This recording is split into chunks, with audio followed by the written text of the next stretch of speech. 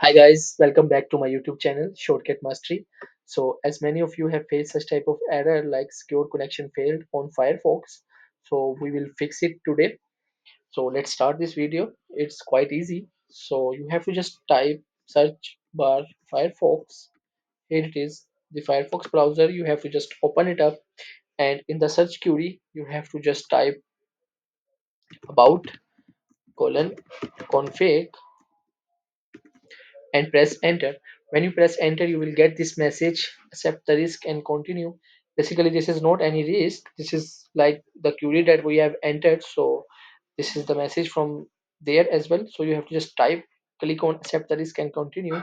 Then you will get this window, and you have to just click on show only modified preferences to check all the preferences. Here it is, all the preferences.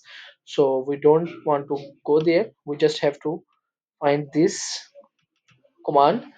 So I will upload this command in the description, so you can copy it from there.